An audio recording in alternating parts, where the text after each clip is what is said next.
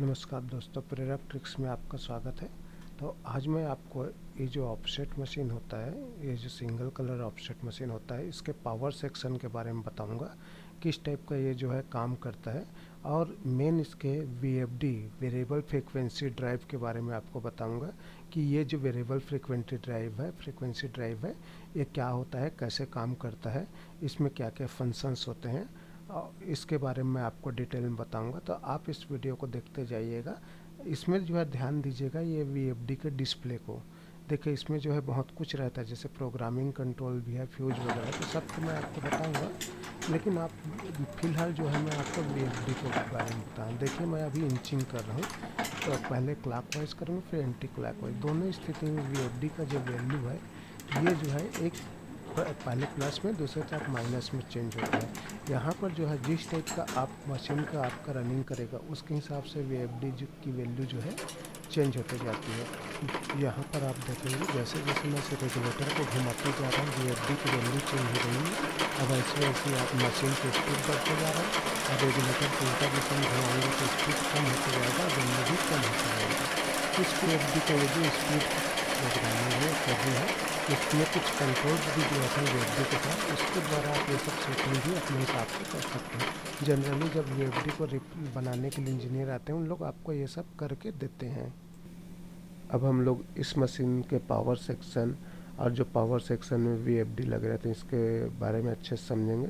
सबसे पहले power section में रहता क्या क्या है, तो प्रोग्रामिंग लॉजिक कंट्रोल रहता है, फ्यूज लग रहता है, कॉन्टेक्टर लगे रहते हैं। मैं आपको सबका नाम बता देता हूँ। इसके बारे में अगर आपको डिटेल में जानना है तो आप मेरे कमेंट्स करिएगा, तो मैं सबका डिटेल वीडियो बना सकता हूँ। ट्रांसफार्मर लग रहता है और वीएफडी लगे रहते हैं। टोटल 5 आइटम जो है आप इस ऑफसेट मशीन के पावर सेक्शन में लगे रहते हैं। वीएफडी जो है सीधा मोटर को पावर देता है।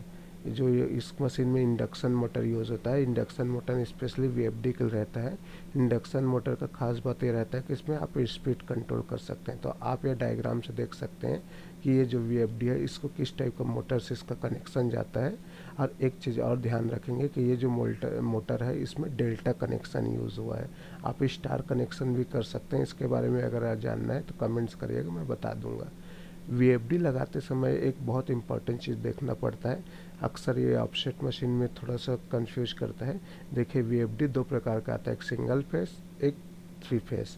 ये जो है सिंगल फेस वीएफडी है जो 3 फेस आउटपुट देता है। मेरे वाले जो मशीन में लगा हुआ है, ये जो मशीन जिसका वीडियो बना रहा हूँ, लेकिन कई 3 फेस भी वीएफडी आते हैं जो 3 फेस ही आउटपुट देते हैं। तो इसको आप ध्यान रखेंगे, इनपुट आउटपुट को। इस चीज़ को अगर आप इसके लेवल पे देख के समझ जाएंगे।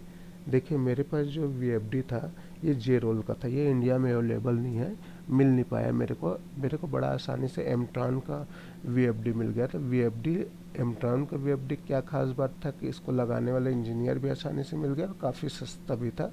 तो आप अपना अगर आपके मशीन का वीएफडी में प्रॉब्लम आता है तो आप इसको एमट्रॉन से रिप्लेस कर सकते हो।